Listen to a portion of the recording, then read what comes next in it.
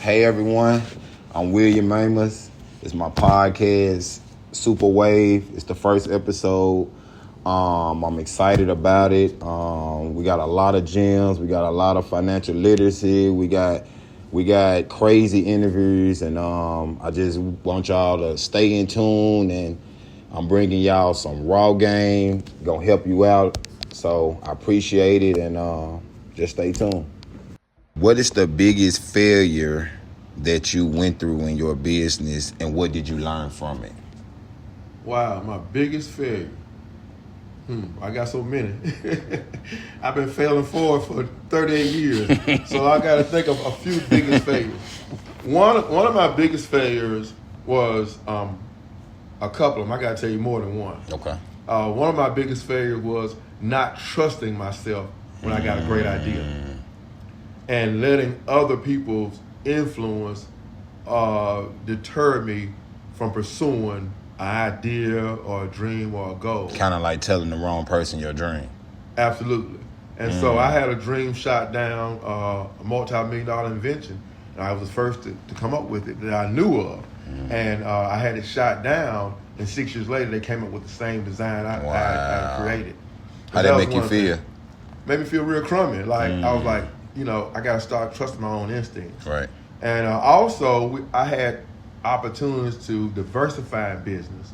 And because it wasn't something that I knew a lot about or I felt really comfortable with it, then I elected not to take advantage of it. And there were $1 million opportunities way back when.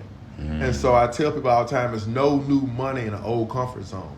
So if you stay in that comfort zone, you can't expect to get new money in an old comfort zone. You got to step outside your comfort zone to get to the new money. You got to get, as my bro said, you got to get uncomfortable. Yeah, and you got to stay uncomfortable long enough till that action becomes comfortable. When you first start lifting weights, the first day you're sore. Right. Next 2 or 3 days, it doesn't feel so bad. So you have to stick with it until after a while you feel good when you get through lifting weights. Right. So you have to do the uncomfortable until it becomes comfortable. And so that's one of the things my mentor taught me, was that it's a process. But you got to start the journey. And back then, my biggest mistake was I was hesitant about starting journeys on things that I wasn't comfortable with. And so that's what I think some of my biggest failures. Another big failure was not having mentorship, not seeking mentorship. And I quickly outgrew the mentorship I had, and I should have continued to seek mentorship in a humble manner. So those are the few things I think I made big mistakes on. Okay. So would you say failure is a bad thing or a good thing? Failure is a good thing because failure shows you where your deficits are. For instance, if I was coaching a kid basketball, I want to talk about all the made shots. Right. I would talk about all the missed shots. So they can get better. Exactly. So my thing, I tell my young people, my young employees even, I tell them, fail forward. By meaning that, by learn something from your failure and make it your business not to fail the same way twice. Right. Don't make the same mistakes. Right. But there's no progress without mistakes. Right. Every great entrepreneur can tell you about thousands of failures, but you only know the iPhone. Right. But you don't know how many they trashed before the iPhone came out. You know the T model car from Henry Ford, but you don't know how many cars in the graveyard, the mess ups. You don't read about that. You don't read about all the plays or movies that Tyler Perry failed on. Right. You know the good ones he made it on. Yeah. And so that's just the plight of being an entrepreneur. Yeah. It makes sense because I was just watching some and they were saying how everybody say Jordan, he just so clutch, he come through in the clutch, but nobody saw how many game winners potentially that he missed. Absolutely. They only saw the one dome, they see the ones he made, and they said the ones he missed outnumber the ones he made. And here's the thing about life. The ones you don't take, you miss all those. You miss every shot you don't take. So every opportunity that you don't take, you miss that opportunity. You don't even get to learn from it. No. So that's failing, hard. So failing forward is actually progress, because now you know what not to do in the next opportunity. Right. But if you never try, you would stay never at know. ground zero. Yeah. That's hard. Yeah, that's hard. Or That's I hard. knew for a fact that I was better than they were. Not arrogance, But the challenge I had was they were all millionaires and I was broke. And I started trying to figure out, what is it? Why are they successful and I'm struggling? And it came down to one word: discipline.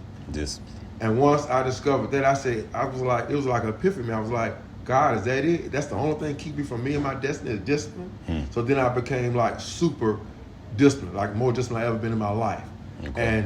And that took me from having to borrow money from my 80-something-year-old mom to pay my bills to doubling my net worth in 1 year. Just by applying discipline. So you asked me about what would I do differently if I would go back in time. It would be mentorship and discipline. Just break down what you mean by discipline. Discipline is consistently doing what you have to do in order to reach your dreams and goals. Not what you want to do, but what you have to do. So and the way you stay disciplined is you have to write it down. Right. And a lot of people overemphasize what they can do in a long period of time and underemphasize what you can do in a short period of time over a consistent period. You follow what I'm saying? So you have short-term and long-term goals. So my short-term may be, hey, let me just make one post a day for a month, right? And so that discipline is not in that it's so big that you do, it's the consistency of what you do it in. Same thing with saving money. Right. Some people say, well, when I get $10,000 out, no, save the first dollar. That's why we teach what to do with $1, not what to do with the first million. Because if you don't treat the first dollar right, you won't know how to ever get to the million, right? Right. So discipline is a matter discipline is an inward mentality, inward spirit about yourself that's manifested outwardly. But the challenge is the outward manifestation sometimes takes long. Some things you discipline yourself with is like a microwave. You see it instantly, within a matter of days. Some things like a crock pot, it may take 2 or 3 years for it to manifest, but the people think it happened overnight. They didn't see the work you put in 2 or 3 years prior. My son has a barbershop. Right. I said, son, you can only cut so many heads a day. Right. You can only cut hair so long. Right. And that's whether you're painting cars. I got another son that paints cars for a living. Right. You can only paint so many cars in a day. So one thing, no matter what business you're in, you got to get leverage. Right. So you got to start duplicating yourself. So explain that for me. Leverage. Okay. For those who don't understand what you're saying. So leverage it comes different ways. Right. You can use leverage as money. Right. You can buy leverage, or you can use leverage as people. People resource is the greatest resource of all.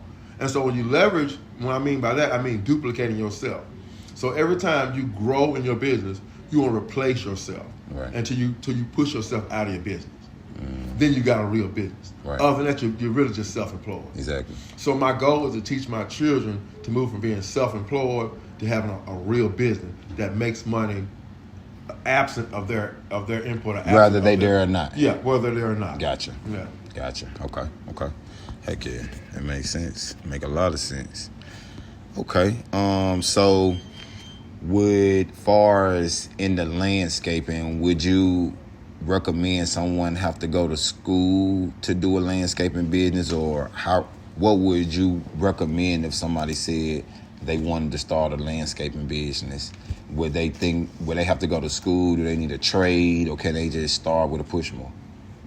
Well, sometimes I think education is overrated. It just depends. Okay? Right. So if you're a person that has been introduced to the industry of landscaping and you've had a good mentorship, perhaps you work for a family member, or you did it in the summers when you were a child and you have a certain skill set, I wouldn't say go to school. What I would say is get a mentor that's in the industry and help them and let them help you set your business up for success.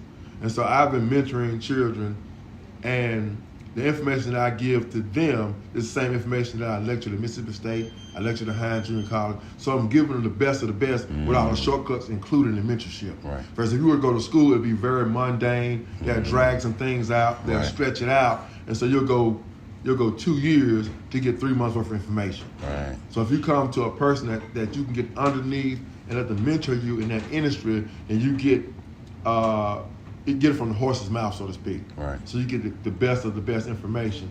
And so really, in the industry of landscape technology, I don't think a person depending upon what they want to do. Now, if they want to be a landscape architect, of course, they need to go to school. Right. But if you just want to run a landscape contracting business, the school of hard knocks, so to speak, is where you really want to go to enhance it. The key thing is having the humility to listen and take advice from a mentor.